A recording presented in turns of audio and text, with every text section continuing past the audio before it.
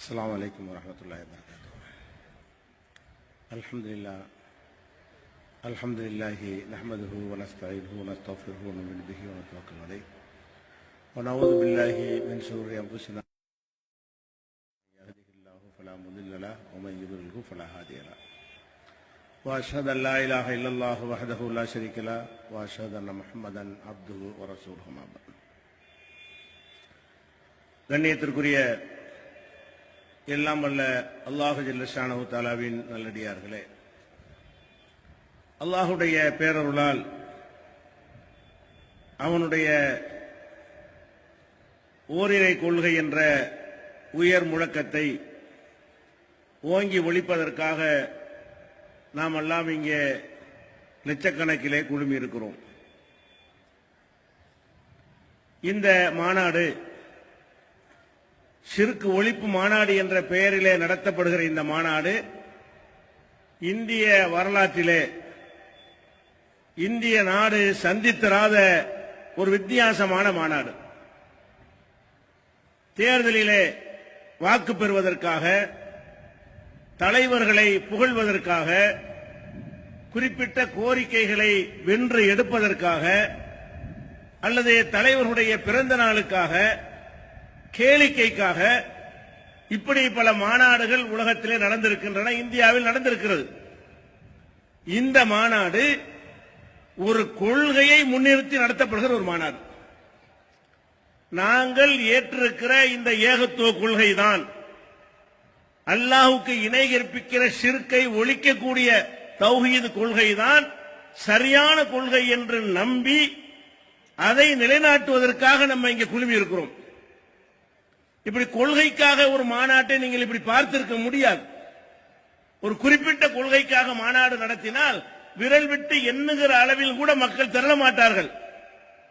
ஆனால் ஷிர்கை ஒழிப்பதற்காக இன்றைக்கு கட்டுக்கடங்காமல் நாம திரண்டிருக்கிறோம். அப்ப இந்த ஒரு கொள்கைக்காக நம்ம ஏன் திரண்டோம்? இந்த கொள்கை அப்படி என்ன ஒரு சிறந்த கொள்கை? இதை நாமெல்லாம் விளங்கி இருந்தாலும் நமக்கு இடையூறு செய்கிற, இடைஞ்சல் செய்கிற, பலவிதமான முட்டுக்கட்டைகளை போடுகிற மக்களும் ஆங்காங்கு ஒளிந்து கேட்கிறார்கள், அதிகாரிகள் கேட்கிறார்கள். அவர்களுடைய கவனத்திற்காகத்தான் இந்த கொள்கைக்கு ஏன் திரளுகிறார்கள், அதை நாம் தெளிவுபடுத்த கடமைப்பட்டிருக்கிறோம். இந்த தௌஹீத் என்ற ஒரு இறைவனைத்தான் வணங்க வேண்டும், அல்லாஹ்வை தவிர யாரும் வணங்கக்கூடாது, யாரையும் வணங்கக்கூடாது என்ற லா இலாஹ இல்லல்லாஹ் என்ற திருக்கலிமா, இஸ்லாத்தினுடைய அடிப்படை கலிமா கொள்கை அதுதான். இந்த கொள்கையை தான் தமிழ்ல ஷிர்க் ஒழிப்பு என்று சொல்கிறோம். இந்த ஷிர்க் ஒழிப்பை தடுத்தால் நீங்கள் லா இலாஹ இல்லல்லாஹ்வை தடுக்க வேண்டும், இஸ்லாத்தை தடை செய்ய வேண்டும். இஸ்லாம் மார்க்கத்தை நீங்கள் தடை செய்தால் தான் இந்த எங்களுடைய மாநாட்டை நீங்கள் தடுக்க முடியும். இஸ்லாமே என்ன சொல்கிறது என்று சொன்னால், லா இலாஹ, எந்த கடவுளும் கிடையாது, வணக்கத்திற்குரிய எவனுமே இல்லை, இல்லல்லாஹ், இந்த அகில உலகத்தையும் எவன் படைத்தானோ, எவனுடைய அதிகாரத்தில் இந்த அனைத்து அதிகாரமும் இருக்கிறதோ அவனை தவிர வேறு எதுவும் எவரும் வணக்கத்திற்குரியவர் இல்லை. இதை 14 நூற்றாண்டாக சொல்லிக் கொண்டிருக்கிறோம். இன்னைக்கு முளைச்சு தடை செய்யணுங்கிறான். என்ன ஷிர்க் ஒழிப்பு நேர்த்து கண்டுபிடிச்சதா? எங்களுடைய நபிகள் நாயகம் ஸல்லல்லாஹு அலைஹி வஸல்லம் அவர்கள் எப்போது இந்த லா இலாஹ இல்லல்லாஹ் என்று சொன்னார்களோ, எப்ப முழங்கினார்களோ, அதுதான் ஷிர்க் ஒழிப்பு. அதை இன்றைக்கு தூங்கி கிடக்கிற மக்களுக்கு விழிப்பூட்டுகிறோம், மறந்துவிட்ட மக்களுக்கு நினைவூட்டுகிறோமே தவிர இது ஒரு புதிய விஷயம் அல்ல. எவனாலையும் ஷிர்க் ஒழிப்பை தடுக்க முடியாது, எவனாலையும் தௌஹீதை தடுத்து நிறுத்த முடியாது. இதை முதலில் நாங்கள் பதிவு செய்ய விரும்புகிறோம். அடுத்ததாக, இந்த ஏகத்துவ கொள்கை தௌஹீத் கொள்கை, ஷிர்க்குக்கு எதிர்ப்புலம் தௌஹீத். ஷிர்க் என்றால் இணை கற்பித்தல், அதுக்கு எதிர்ப்புலம் தௌஹீத், ஓரிரை கொள்கை. நம்ம ஜமாத் பேரே அதுதான், தமிழ்நாடு தௌஹீத் ஜமாத் என்று பெயர் வச்சிருக்கோம். ஓரிரை கொள்கையை நிலைநாட்டுகிற ஒரு இயக்கம், ஓரிரை கொள்கையை நிலைநாட்டுகின்ற ஒரு இயக்கம் என்று பெயர் வைத்துக் கொண்டு அல்லாஹ்வை தவிர அல்லாஹ்வுக்கு இணை வைக்கிறதை தடுப்பது குற்றமா? அதனுடைய வேலையைத்தான் செய்து கொண்டிருக்கிறோம். அப்ப இந்த ஓரிரை கொள்கையை, தௌஹீத் என்ற கொள்கையை நம்ம ஏன் சொல்கிறோம், ஏன் மக்கள் கேட்கிறார்கள், ஏன் இப்படி கூட்டம் கூட்டமாக திரள்கிறார்கள் என்று சொன்னால் இந்த கொள்கையினுடைய பயனை நீங்கள் புரிந்து கொள்ள வேண்டும். முதலாவதாக, அல்லாஹ்வை தவிர வணக்கத்துக்குரியவன் யாரும் இல்ல இப்படிங்கிற ஒரு கருத்து ஒரு மனுஷனுடைய உள்ளத்தில் வரும் பொழுது அவனுக்கு கிடைக்கிற அறிவு தெளிவு இருக்கிறது. அதுக்கு நிகரான ஒரு அறிவு எந்த ஒரு சித்தாந்தத்திலும் கிடைக்காது. ஏன்னா ஒரு மனிதன் இன்னைக்கு சிறந்தவனாக இருக்கிறான் என்று சொன்னால் அறிவை கொண்டுதான். ஆடு மாட்டை விட நம்ம என்ன வகையில சிறந்துட்டோம்? உடல் வலிமை இல்லையா, ஆற்றல் இல்லையா, அறிவுல தான். அப்ப எல்லா படைப்பினங்களை விடவும் மனிதன் தான் அறிவில் சிறந்தவன். அப்ப எல்லாம் அவனுடைய ஒவ்வொரு செயல், பேச்சு, சிந்தனை அனைத்திலும் அறிவு மிளிர வேண்டும், அறிவு பொங்கி எழ வேண்டும். அப்பதான் மனுஷன். இப்ப நம்ம பார்க்கிறோம், பெரிய பெரிய படிப்பு பாரட்லா படித்திருக்கிறான், சுப்ரீம் கோர்ட் ஹைகோர்ட் நீதிபதிங்கிறான், அகில உலகத்தினுடைய அமெரிக்காவை ஆட்டி படைக்கிற அதிபர் நான் தாங்கிறான், பிரதமருங்கிறான், ஜனாதிபதிங்கிறான், முதல்வருங்கிறான், பெரிய பெரிய விஞ்ஞானிங்கிறான். இவர்கள் எல்லாம் விஞ்ஞானத்தை படித்திருக்கிறார்கள், சட்டத்தை படித்திருக்கிறார்கள், அரசியலமைப்பை கரைத்து குடித்திருக்கிறார்கள். எது தெரியல? எது நம்மளை படைச்சது, நாம எதை படைச்சோம் அது தெரியல. எது தெரியவில்லை இவர்களுக்கு. இவர்களை ஒன்றை படைத்துக் கொண்டு கடவுளுங்கிறாங்களே, இது கடவுளா? இதுதான் நம்மளை படைச்சிச்சா? இதை நாம உண்டாக்கணுமா? நாம செஞ்சோமா? நாம செய்த ஒரு பொருளை நாம வணங்குறோமே, நம்ம படிப்பு என்ன ஆச்சு? விளங்குச்சா? இந்த தௌஹீதில் உள்ள ஒருத்தனுக்கு தான் கல்லு கல்லாக தெரிகிறது, மரம் மரமாக தெரிகிறது, கடல் கடலாக தெரிகிறது, சூரியன் சூரியனாக தெரிகிறது, சந்திரன் சந்திரனாக தெரிகிறது, சாணி உருண்டை சாணி உருண்டையாக தெரிகிறது. எந்த ஒரு பொருளும் அந்த பொருளாகவே தெரிகிற ஒரே சமுதாயம் தௌஹீது கொள்கையை ஏற்றுக்கொண்டுகிற சமுதாயம் தான். ஒரு சமாதியை கட்டுகிறான், அது சிமெண்ட், சுண்ணாம்பு, அது ஒரு கலவை, அதுக்கு சக்தி இருக்கு நினைக்கிறானே, அறிவு போயிடுச்சு. இப்ப அட உன்னோட அறிவு என்னடா? அவுலியாவா அவர் மகானா? நீ அதை பாத்தியா? அது ஒரு மெட்டீரியல், அந்த மெட்டீரியலுக்கு சக்தி இருக்கு என்கிறாய், கொடிமரத்துக்கு சக்தி இருக்கு என்கிறாய். அப்ப இந்த மாதிரியான பொருள் அவர்கள் பயன்படுத்திய செருப்புக்கு சக்தி, அந்த படத்தை பாக்கெட்ல வச்சுக்கிட்டா சக்தி, தர்காவுல கும்பிட்டா சக்தி, இப்படி நினைக்கிறிய? இந்த ஒரு தெளிவு எனக்கு எவனுக்கா கிடைச்சா? எங்களுக்கு தான் கிடைச்சிருக்கு. எவனெல்லாம் இந்த ஏகத்துவ கொள்கை நம்பி இருக்கிறானோ அவன் ஒரு காலத்திலையும் அவனை விட கீழான ஒன்றை, அவனுக்கு சமமான ஒன்றை மேலானதாக நினைக்க மாட்டான். இதுதான் தௌஹீது நன்மை. எதுக்கா நீங்க வந்திருக்கிறீங்க? இந்த தெளிவை இந்த மார்க்கம் உங்களுக்கு தந்திருக்கிறது. இந்த தெளிவு இந்த கொள்கையை ஏற்றதனால் உங்களுக்கு கிடைத்தது.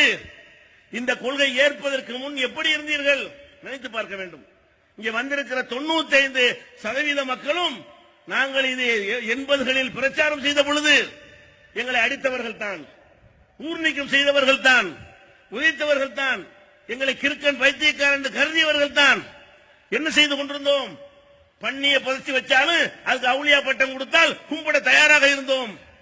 யானையை கும்பிட்டோம், பூனையை கும்பிட்டோம், குரங்கை புதைத்து வைத்துக் கொண்டு அனுமார அவுளியா என்று சொன்னோம்.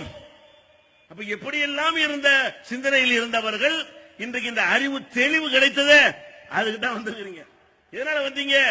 இந்த தௌஹீத் கிடைத்திருக்காவிட்டால் நபிகள் நாயகம் ஸல்லல்லாஹு அலைஹி வஸல்லம் போதித்த இந்த லா இலாஹ இல்லல்லாஹ் என்ற திருக்கலிமாவின் சரியான அர்த்தம் நமக்கு சேர்ந்திருக்காவிட்டால் நம்ம எந்த தர்காவுல போய் எந்த கபரை முட்டி கொண்டிருப்போம்? யோசித்து பாருங்கள். நம்முடைய வணக்கங்கள் எப்படிப்பட்டதாக இருக்கும்? ஆடல், பாட்டல், சீட்டடித்தல் வணக்கமே எப்படி இருக்கு? தர்காக்களுக்கு போனாலும் சரி, அல்லாஹ்வை வணங்குற இடத்தை தவிர வேறு எங்கே நீங்கள் வணக்க சென்றாலும் சரி, அங்கே ஆடல் இருக்கும், பாடல் இருக்கும், கும்மாளம் இருக்கும், கூத்து இருக்கும், விசிலடிக்கிறது இருக்கும், கைதட்டல் இருக்கும். இந்த ஒரு இறைவனை அல்லாஹ்வை மட்டும் வணங்குற ஒரு இடத்தில் தான் அடக்கம், அச்சம், பக்தி, பயம் என்ற நிலையில் அல்லாஹ்வை மனசுல இருத்தி அஞ்சி வணங்கக்கூடிய. பள்ளிவாசல்ல பாட்டு கச்சேரி இருக்குமா? பள்ளிவாசல் டான்ஸ் ஆட முடியுமா? தர்காவில் ஆட முடியும். ரீட்டாவுடைய டான்ஸ் ஆட முடியும். அது மாதிரி மகானுடைய நல்லாசி ரீட்டாவுடைய, திண்டுக்கல் ரீட்டாவுடைய காபரேட் நடனத்தை பார்த்துவிட்டு மகானுடைய நல்லாசி பற்றி செல்லுங்கள் என்று ஊர் ஜமாத்தார்கள் போட்டு போஸ்டர் அடிக்கிறான். இந்த கேவலத்தில் இருந்தெல்லாம் அல்லாஹ் உங்களை மீட்டிருக்கிறானே, இந்த தெளிவை தந்தது எது தந்தது? யார் தந்தா? இந்த லா இலாஹ இல்லல்லாஹ் தந்தது. பின்னாடி எழுதியிருக்கமே லா இலாஹ இல்லல்லாஹ், வணக்கத்திற்குரியவன் அல்லாஹ்வை தவிர யாரும் இல்லை. இது ஆழமாக உங்களுக்கு பதிந்த பிறகு அல்லாஹ் மட்டும் கடவுளாக தெரிகிறான், வேறு எதுவும் கடவுளாக தெரியவில்லை. உன்னை போல மலஜலத்தை சுமந்திருக்கிறவனை போய் கும்பிடுகிறாய், காலில் விழுகிறாய். உனக்கு இருக்கிற சக்தியை விட அவனுக்கு குறைவாகத்தான் இருக்கிறது. பார்த்தால், ஆய்வு செய்து பார்த்தால், நமக்கு இருக்கிற ஒரு உடல் வலிமை, நமக்கு இருக்கிற கட்டுப்பாடு, நம்மகிட்ட இருக்கிற பக்குவம், பண்பாடு யார்கிட்ட இல்ல. நம்மை பக்குவப்படுத்துவதாக வேஷம் போடக்கூடிய மத குருமார்கள் நோயை குணமாக்குவாருங்கிற, புள்ள தருவாருங்கிற, செல்வத்தை தருவாருங்கிற, உன்கிட்ட பிச்சை வாங்கிட்டு இருக்கிறான் கண்ணு முன்னாடி. நீ கொடுக்கிற காணிக்கையில பிச்சையில வாழ்ந்து கொண்டிருக்கிறான்னு தெரிந்து கொண்டே இவருங்கிற, புள்ள தருவாருங்கிற, செல்வத்தை தருவாருங்கிற, உன்கிட்ட பிச்சை வாங்கிட்டு இருக்கிறான் கண்ணு முன்னாடி. நீ கொடுக்கிற காணிக்கையில பிச்சையில வாழ்ந்து கொண்டிருக்கிறான்னு தெரிந்து கொண்டே இவ்வளவு கேவலப்பட்டு உங்களுடைய அறிவை இழந்து மூடர்களாக காட்சி தருகிறீர்களே. உலகமெல்லாம் அறிவாளி எல்லாம் பார்த்து காரி துப்புகிற அளவுக்கு காட்சி தர்றீங்களே, அந்த இழிவை எங்களுக்கு நீக்கியது தௌஹீத். லா இலாஹ இல்லல்லாஹ் என்ற அந்த கொள்கை தான். எங்களை எவனாச்சும் எவங்கால விழுவோமா? ஒரு தௌஹீத்காரன் எவங்கால கும்பிடுவோமா? ஆசி வாங்குவோமா? அவரை பார்த்தால புண்ணியம் நினைக்குவோமா? அவர் தொட்டால புண்ணியம் நினைக்குவோமா? நினைக்க மாட்டோம். அப்ப இந்த மாதிரியான ஒரு தெளிவு இல்ல. நபிகள் நாயகம் ஸல்லல்லாஹு அலைஹி வஸல்லம் காலத்துல இந்த அறியாமை கால மக்களை பற்றிய கவிதைகள் அவங்க எப்படி எல்லாம் செஞ்சாங்க என்கிற கவிதை அதுல வரும். என்ன வரும்னு கேட்டா, பிரயாணத்துல போவாங்க, போய் 3 கல்லை வச்சு அடுப்பு கட்டி அதுல சமைப்பாங்க. அடுப்பு கல்லு 3 கல்லு வச்சு அடுப்பு வைக்குவாங்க இல்லையா? அப்படி சமைத்து சாப்பிட்டு முடித்து விட்டு அந்த கல்லை தூக்கி கும்பிடுவாங்க. அட, சமையலுக்கு ஒரு கல்லை பயன்படுத்துகிறான். அந்த பயன்படுத்தி முடிச்ச பிறகு அவனுக்கு என்ன வேண்டிய? கும்பிட ஏதாவது வேண்டி இருக்கிறது. கும்பிட வேண்டி இருக்குன்னா உன்னை விட பெரிய சக்தியை பாரு, உன்னை படைச்சவனை பாரு, சூப்பர் பவரை பாரு, அறிவாளியை பாரு, ஜீனியஸை பாரு. அப்படியான ஒருத்தன் நமக்கு இறைவனாக இருக்கிறான் என்பதை மறந்துவிட்டு அடுப்பு கூட்டுவதற்கு பயன்படுத்தப்பட்ட கல்லை அன்றைய அரபுகள் வணங்கினார்கள். அதை நபிகள் நாயகம் ஸல்லல்லாஹு அலைஹி வஸல்லம் அவர்கள் உயிரை கொடுத்து எதிர்த்தார்கள். அப்ப அந்த நிலையில தான் எல்லாரும் இருக்கிறீங்க. இந்த செய்தியை நாங்கள் உலகத்துக்கு சொல்ல வேண்டாமா? இந்த செய்தியை மக்களுக்கு எத்தி வைக்க வேண்டாமா? இதுல என்ன லாபம் எங்களுக்கு? என்ன இதனால? இதை சொல்வதால் எங்களுக்கு என்ன? இந்த உலகத்தில் என்ன லாபம்? ஒரு லாபம் இல்ல. ஆனால் எங்களுடைய அறிவை, அல்லாஹ் கொடுத்த அறிவை, கடவுள் எங்களுக்கு வழங்கிய அறிவை அவ்வளவு தெளிவாக பயன்படுத்தி மடத்தரம் இல்லாத சமுதாயமாக நாங்கள் வாழ்ந்து கொண்டிருக்கிறோம்.